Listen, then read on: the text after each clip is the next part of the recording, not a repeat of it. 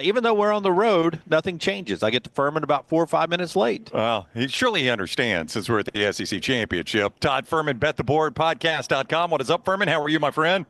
I'm going to blame the time zone confusion as contributing to Dunaway's inability to get to us on time. But other than that, everything is peachy keen around these parts, boys. I'm jealous that you guys are in the belly of the beast for the big game tomorrow. Yeah, it's going to be a fun one. Let's talk about, first of all, because we were just talking about this going to the top of the hour.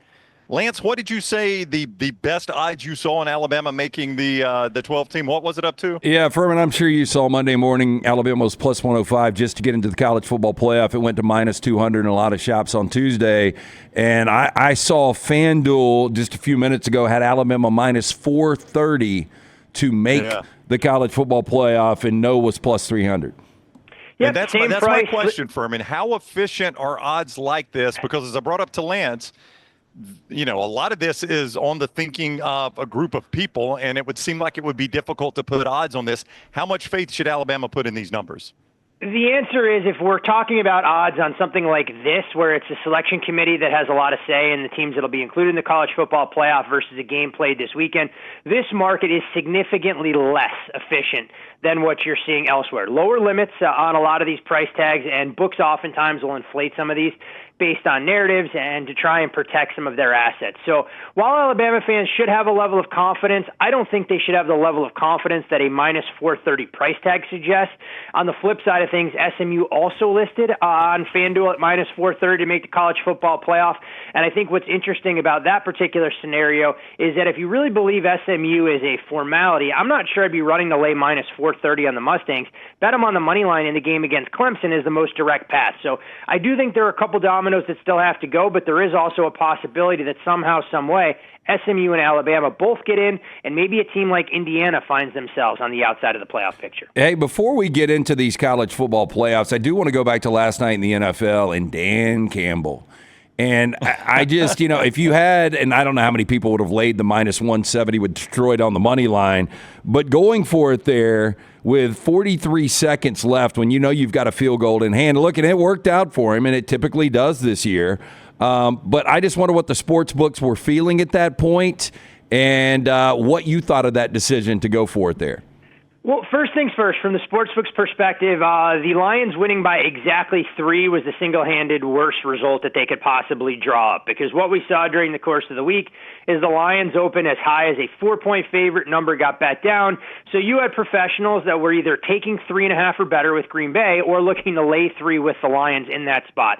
So when a game, especially in a standalone time slot, gets sided and falls on the key number, it is the absolute worst scenario, especially when you combine it with a total that saw no under resistance, with that number being bet from 51 to 53, with largely public sentiment driving it up. And then, of course, they were rewarded with that big second half. In terms of win probability and what Dan Campbell elected to do there, is it the optimal strategy at that particular spot to elect to go for it in a tie ball game? Not by a lot of the mathematical models that we look at. Now, you have to factor in some of the intangibles there, knowing that Brian Branch was a little banged up. It's a defensive line that doesn't have its full complement of players, or in the linebacking core. And the one thing that I think a lot of people were talking about last night, at least on social media, is that, well, if he doesn't get it, the game's over. Well, Detroit still does have a chance to get a stop against the Green Bay Packers and force overtime.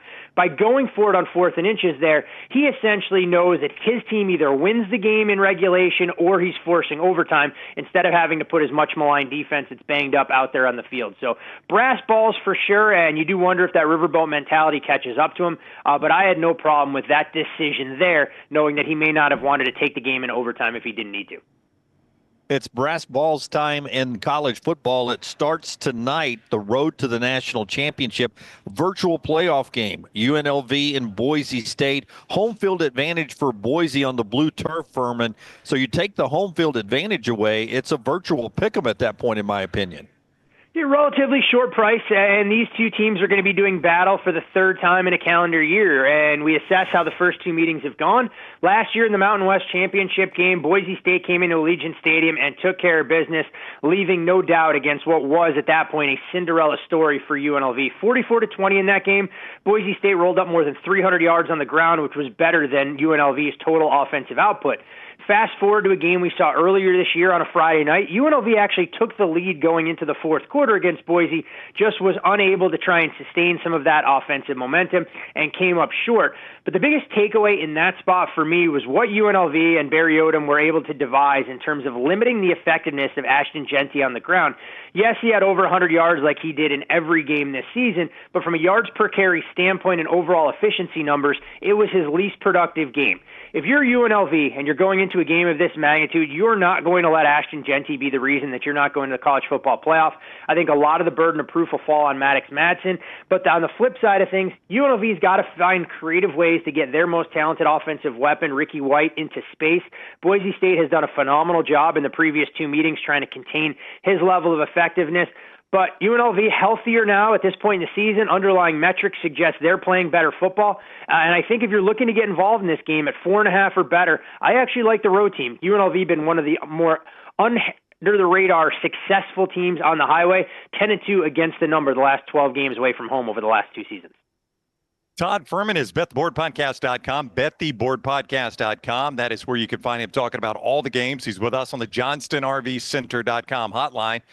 Let's talk about a Saturday game. It is a win and get in for the Big 12, and I noticed the number has ticked down just a little bit today. Arizona State -1.5 in Dallas as they take on Iowa State in Arlington, to be precise, as they take on Iowa State. What is the reason for this number kind of dipping down just a little bit?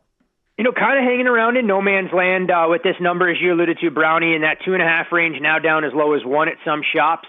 Iowa State, for the first time against a Big 12 opponent this season, will go into a game as an underdog. The only game the Cyclones had caught points in earlier this season was their trip to Iowa City, where they were able to upset the Iowa Hawkeyes.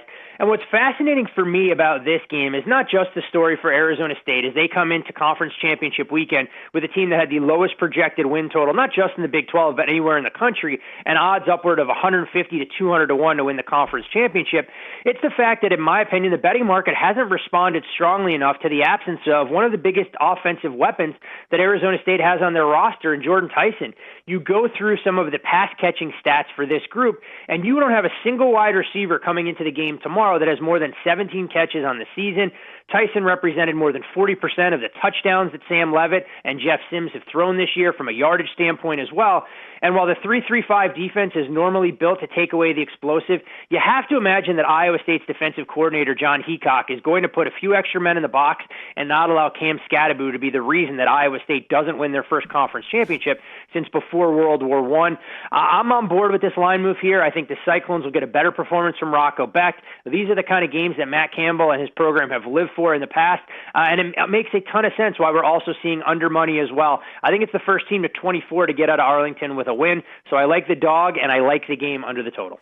Fuhrman, the rematch, Georgia, Texas, right there in Atlanta, where Dunaway and Brown are. I was a little surprised where this number fell. I thought it would be closer to a pick. Look, no Kelvin Banks. I know Texas's defense has been lights out. Georgia's been very inconsistent, but you saw how dominant they were in the first half in Austin. This is basically in the backyard of the Georgia Bulldogs. I thought it would be more Texas 1 maybe, but maybe closer to a pick.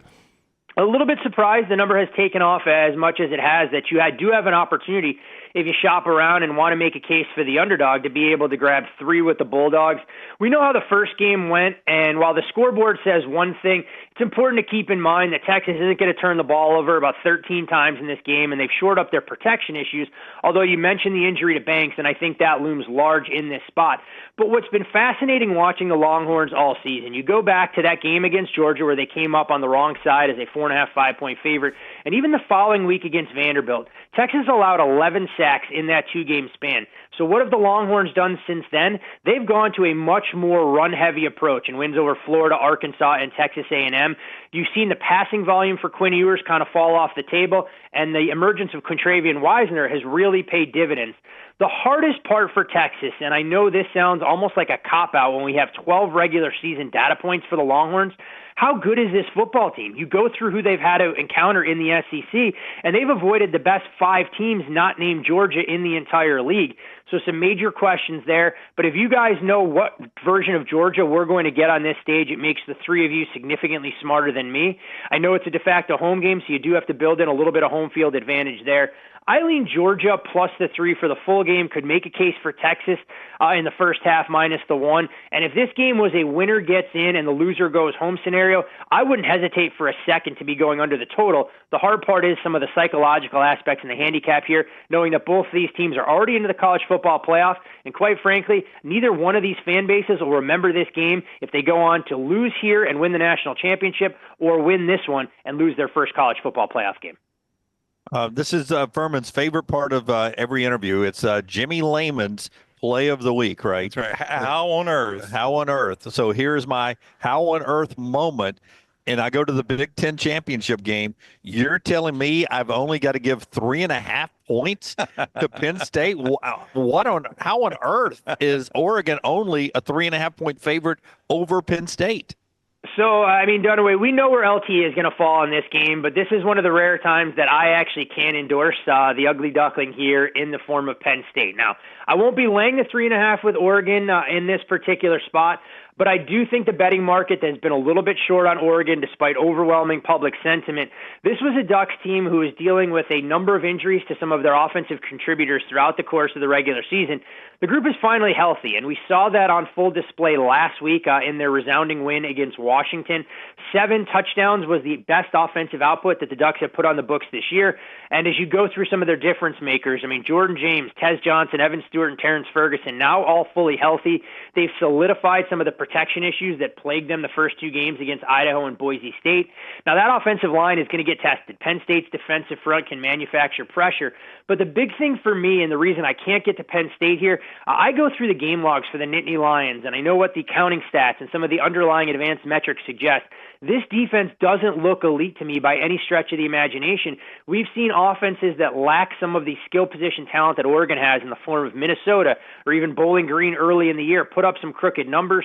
We'll see what Penn State can do offensively. I think the one silver lining for the Nittany Lions on that side of the ball is that Nicholas Singleton has looked healthy over the last 2 games. I mean, dealing with nagging injuries from weeks 5 through 12. And this is a guy that we know is a home run waiting to happen. We saw the big play potential with that 66-yard kickoff return against Maryland. So fun game. Again, not a lot of high stakes other than maybe that number 1 overall seed for these 2 teams.